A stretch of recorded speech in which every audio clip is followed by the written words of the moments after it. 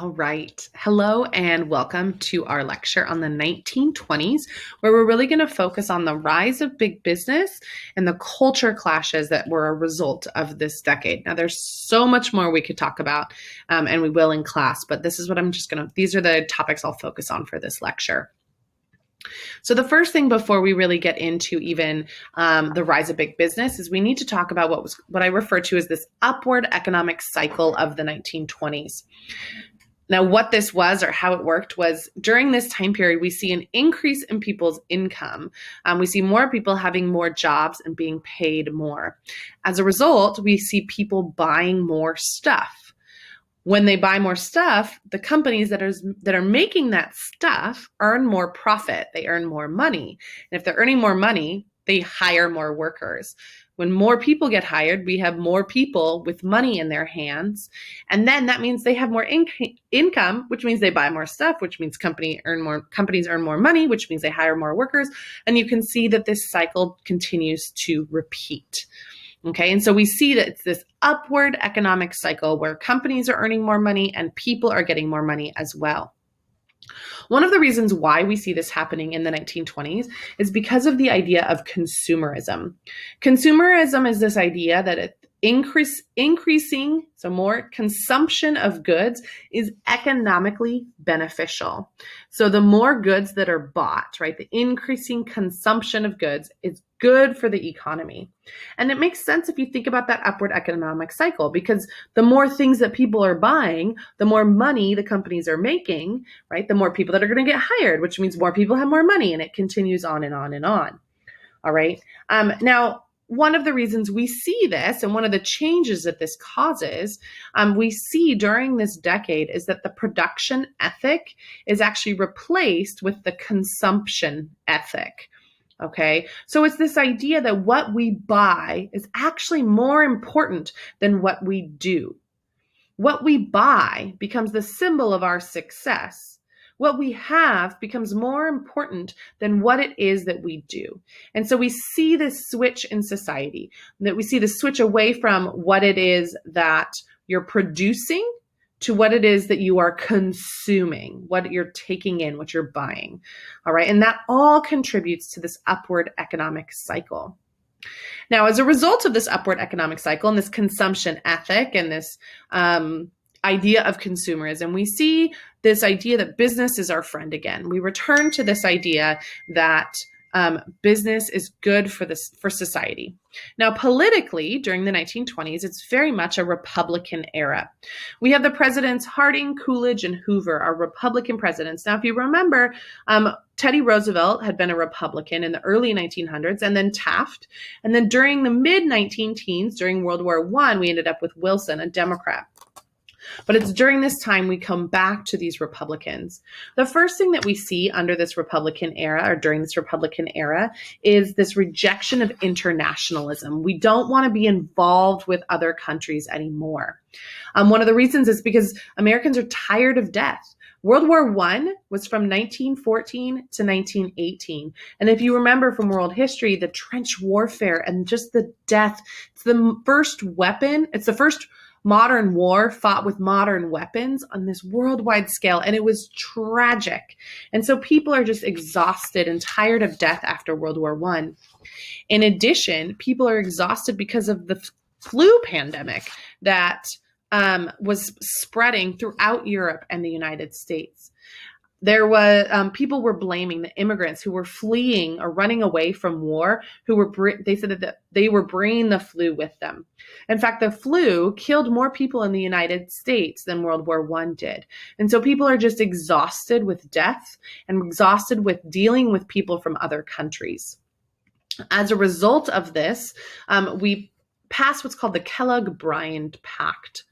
Now, this is a pact or basically an agreement that renounces war as an instrument of national policy. And so this is saying it's an international agreement that says, hey, we're not going to jump to war. We're not going to use war as a way to solve our problems. Okay, now it doesn't really mean much, as we know, right? Hindsight. But this does end up, the Great War ends up being called World War I after all. However, it was this idea, it is evidence again of this idea of internationalism. We're not going to fight anymore. We're not going to be involved in each other's business. During this time, this rejection of internationalism, we also increase our tariffs. Now, remember, a tariff is a tax on a good or a product made in another country. So we have the Ford-McCumber tariff that's passed in 1922. This tariff actually raises tariffs on manufactured goods as high as 40%. All right. A tariff makes products that are made in other countries more expensive because they have to charge more to cover the cost of the tariff that they're paying to sell their good here in the United States. Therefore, it protects U.S. goods because it makes U.S. goods cheaper because they don't have to pay the tariff. Now, the Ford-McCumber tariff is then passed in 1930 by the Smoot-Hawley tariff, which ends up with, we have the highest tariff rates in history. But you can imagine the problem with this is as we raise our tariffs, other countries then begin to raise their tariffs. And so we see, but again, that's okay with us, right? Because we're rejecting internationalism anyway. We want to focus here on America. In addition to this rejection of internationalism, Americans are exhausted by progressivism. So remember these progressives, and they're fighting for all this change, and they're bringing all of this up to Americans of like how terrible everything is and all this work we have to do to address all these issues of industrialization. Well, for the early 1900s and into the 19-teens, people are fighting and they're making changes, and now Americans are just exhausted. Progressivism combined with World War I, combined with this the flu of 1918, they're just exhausted. And we see during this time, in fact, that the Republican presidents actually begin to appoint federal court justices that reject progressive ideas. Now, remember, one of the roles of the president is they get to choose justices when a justice retires or dies. This picture on the left-hand side are the Supreme Court justices that were appointed. Some of the things that this Supreme Court in particular did was they outlawed picketing. So they said you can't picket, which is a tactic that unions would use to raise awareness for bad working conditions. So Supreme Court outlaws it. They overturned national child labor laws, and they abolished minimum wage laws for women during this time. So we see not only like these conservative justices appointed, but we see them undo a lot of the progressive movements that had been passed during the 19-teens. In addition, we have the conservative members appointed to cabinet positions. On the right-hand side, you can see here, this is Harding, President Harding and his cabinet. They were referred to as the Old Boys Club. President Harding ended up appointing mostly his friends to these positions. Now, the cabinet are the presidential advisors. They are chosen by the president and confirmed by the Senate. But because the president chose his friends instead of, qualified candidates, we end up seeing a significant amount of corruption. An example of this is what's called as the Teapot Dome scandal. Let's move this out of the way. The Teapot Dome scandal was when the Secretary of Interior is in charge of all land within the United States, Albert Fall. He ends up leasing Navy-owned land, so land that the Navy owns. In Teapot Dome, Wyoming, he leases this land to an oil company. Well, what do you imagine happens when the oil company pays its lease? They pay it to Albert Fall. Albert takes that money and puts it right in his pocket. Okay, so this is very illegal, right? Albert Fall ends up being the first cabinet member to go to jail in the United States. And so we see this as an example of this corruption in government. And again, this Republican era of people just exhausted by death and by progressivism. We also see this call for a return to normalcy. During this time, there's this protection of big businesses again. The government really takes that laissez-faire approach. They allow business to police themselves, and really the government begins to overlook violations of big businesses, particularly things like mergers and forming monopolies.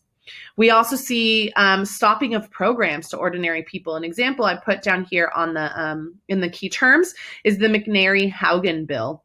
The McNary-Haugen bill was a bill that came to that was passed in Congress, went to the desk of the president, and this bill said that the government would buy or would store any surplus food that farmers produced until prices went up.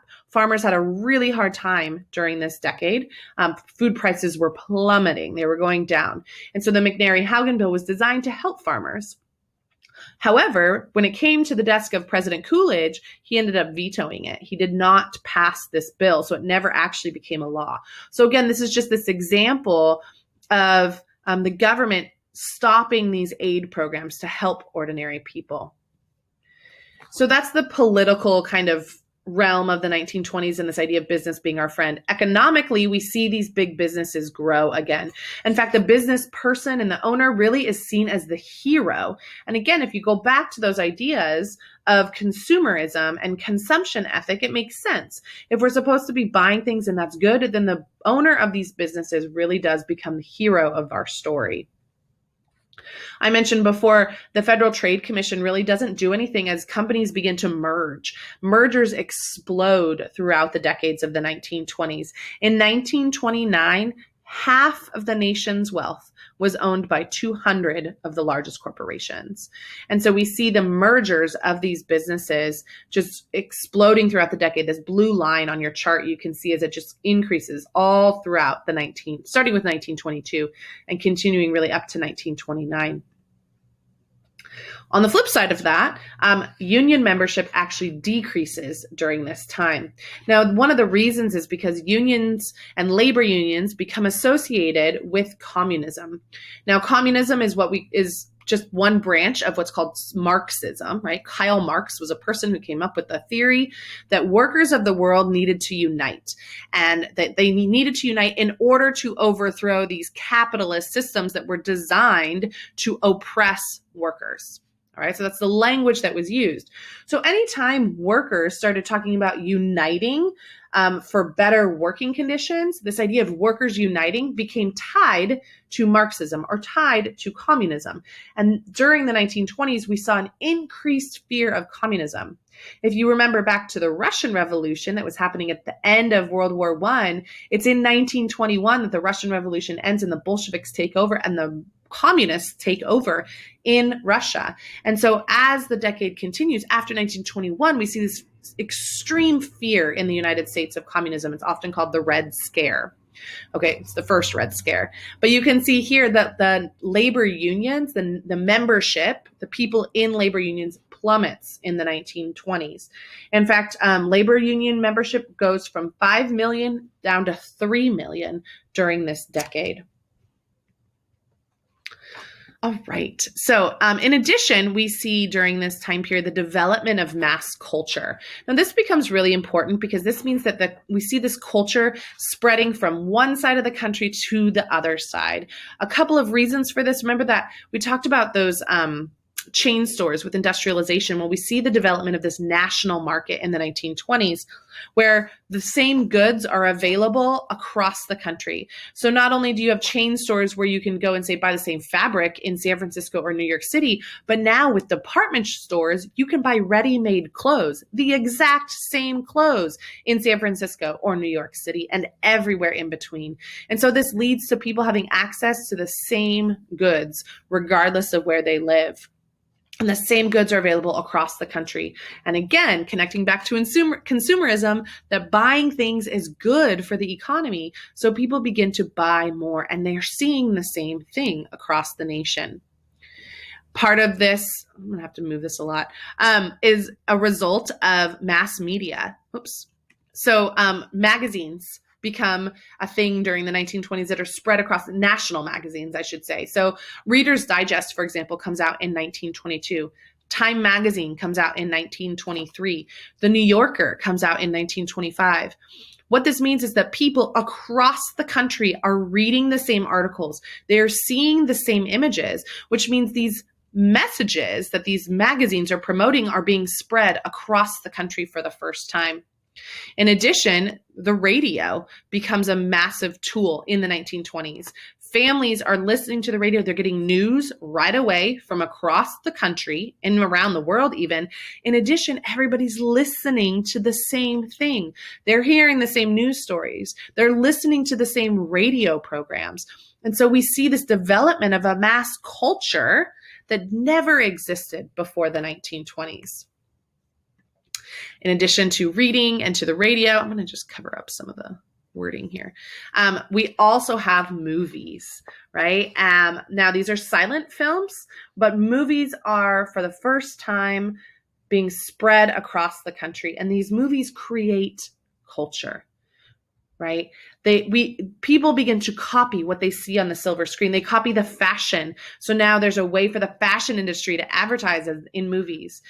This idea of leisure time and what to do with that leisure time is spread through movies. Sex education and passion and romance. People are seeing this in the movies for the first time. And so these ideas are being spread across the country. In addition, these movies are also showing those traditional values of family and hard work. And the new culture, things like flappers, women with shorter hair and shorter skirts. And so the movies allow for the same message to go across the country. In addition, it allows for the spread of jazz music, which we talked about when we talked about the Harlem Renaissance, because remember, the Harlem Renaissance is also happening during this time period. And so people begin to see people who look differently. The radio, I should say, really promotes jazz music, but we see this mass culture spreading across the country. But one of the things that we see happen as a result of this is a culture clash. The reason why you have all these new inventions, you have all this new, things are changing very, very, very quickly. And a lot of people feel like they're being left behind. A lot of people feel like their way of life is being taken from them. And so we see this clash of cultures as a result of all of this change and people beginning to cling to what is familiar. So I'm just going to review some of these clashes. Number one, we see a significant clash because of the role of women is changing. We see the role of women changing socially. I mentioned the introduction of the flapper. You can see these pictures here, I think, do such a great job of showcasing kind of the traditional social expectation of a woman, right? This huge dress covering absolutely everything, versus on the right-hand side, the flapper here with a shorter skirt, short hair. Women were going out more. And so we see these social expectations and social norms of women changing during the decade. And this was presenting a clash, right? Because some women and people are saying, this is not okay. This shouldn't be changing. In addition, we see the 19th Amendment was passed in 1920, so women earned the right to vote. So politically, we see women entering into the political sphere, which was an area that they'd been historically kept out of for a very long time. And so this is presenting a clash for a lot of people who don't feel that women should be involved politically because it's not their place. Economically, we see the role of women changing as well during this time. We see many women entering the workforce. Traditionally, women had been allowed to work in factories, and that had been kind of acceptable for working class or lower class women. But now we see more women entering into these middle class positions, secretarial work and store clerk. And so again, it presents this idea that things are changing and people begin to cling on to what they know and what was familiar. In addition to the role of women being challenged during the decade, socially, politically, and economically, we also see religious beliefs being challenged really heavily during this time.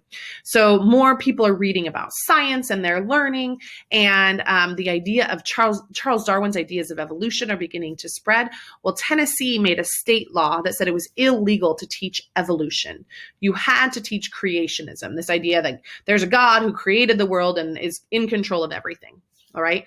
Well, John Scopes was a teacher and he challenged this law and taught evolution. John Scopes got arrested and was put on trial, and it became this absolute show. People began bringing monkeys. Reporters descended upon this small town in Tennessee. There were monkeys everywhere. And it was this idea that religion was being put on trial. People were challenging religion and these traditional held beliefs for the first time. Ultimately, John Scopes was found guilty and he was fined, I believe it was $150. But again, this isn't so much about the outcome of his trial, but the idea that religion is being put on trial. These traditional values and beliefs are being put on trial, and people were not okay with this. We talked about prohibition in class, but remember, prohibition bans or prohibits the manufacture, the sale, and the transportation of alcohol. You can't make it, you can't buy it, and you can't make it, you can't move it, you can't buy it or sell it, I guess, for that matter. Okay. So the idea of prohibition is to solve the social ills that were caused by alcohol, but this just didn't work. And so we see this culture clash with this law that people are unhappy with. It didn't work because it was incredibly difficult to enforce. You had bootleggers, which are people who just make alcohol on their own. Okay. Plus, lots of people in the decade buy cars. And if you have your own car, you can move alcohol pretty easily. Okay. There were all sorts of hidden compartments that people would use to hide and transport liquor. Plus the fact that everyone was breaking the law anyway, from police officers to politicians to factory workers. You could find all of them in the speakeasies, which were run by mobsters. So we also see the rise of the mob and the power that the mob then has, because if the mobsters are running this speakeasy and the politicians are in the speakeasy, the politicians are going to be like, or the mobs are going to be like, hey, I'm going to tell that you're in the speakeasy unless you do what I want. And politicians go, oh no, don't tell on me. Right? So we see the rise of the mob, plus, the police officers are all there too. So the mob's like, hey, police officers, I know what you're doing on Saturday night. And they're like, oh, don't tell anybody. Oh, okay, then let me go. Okay. So prohibition, though, presents this culture clash, these women who wanted the law to change, but yet everybody's still drinking anyway. And then we get to the rise of the Klan. So if you remember, the Ku Klux Klan was formed after the Civil War, especially after during Reconstruction, and then kind of reestablishing the white elite in the South. However, after World War I, we see a huge increase in membership in the Klan. By 1924, the Klan was boasting over 3 million members. They claimed to have control out of 24 of 48 state legislatures. So that means of the state governments, the Klan had people elected into positions of power at the state level as a majority of people in 24 of the 48 states. In addition, 16 U.S. senators during this decade were members of the Klan. You can see pictures here of marches. This is a march in the bottom left-hand corner. That's a march in Washington, D.C., an open march of people in their hoods marching in support of the Klan.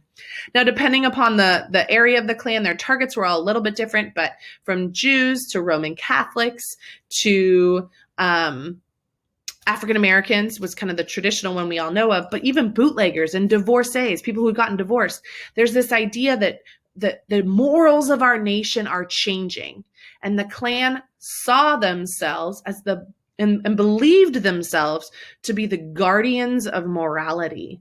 And so they believed that it was their duty and their right and their obligation to address all of these changes that had happened in the progressive time period and all of these steps forward for so many people. The Klan came in and was like, whoa, things are happening too fast. We need to hold on to what it is that we know.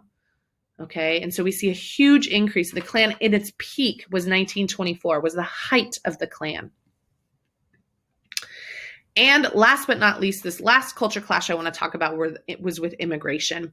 People were fleeing Europe as a result of World War I. And again, we see a lot of restrictions placed on immigration in the 1920s.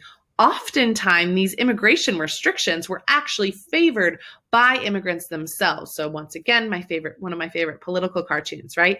These people who had been immigrants are now there saying, no.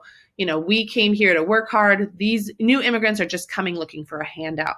And so we actually see immigration quotas or limits placed on immigration passed throughout the decade. In 1921, there was a quota that said only 3% of people who lived here in 1890 are allowed to come in legally as immigrants into the United States.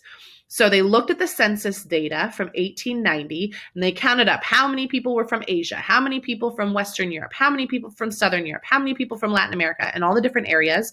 And then they said, okay, only 3% of that total number are allowed to legally immigrate into the United States from now on. In 1924, it's lowered even more to only 2%. Now, if you look at the data from 1890, most immigrants at that time were still heavily from Western Europe. And so what these quotas do is it continues to favor Western and even to European immigrants in general, but primarily Western European immigrants. And it continues to hurt immigrants of Asian descent, of Latin American or Hispanic descent. And so we see these immigration quotas that don't outright say, hey, no Asians allowed, but if you read between the lines, that's really what they're doing. And again, it's because of this influx of immigration and that rejection of internationalism that we see during the 1920s. There were so many things happening during this decade, and we can't even begin to cover all of them in this short lecture. We will look at some more of these things that were happening in class. But again, I wanted to use this time just to introduce you to this idea of kind of the rise of big business, as well as these culture clashes that resulted because things were changing so quickly, and the technology and the new messages that are coming across to the American public were so different than anything that people had seen before. And there was fear and skepticism, and it resulted in these clashes throughout our country. Thank you for listening. If you have any questions, be sure to come to my office hours or email me, and I look forward to seeing you soon. Have a good day.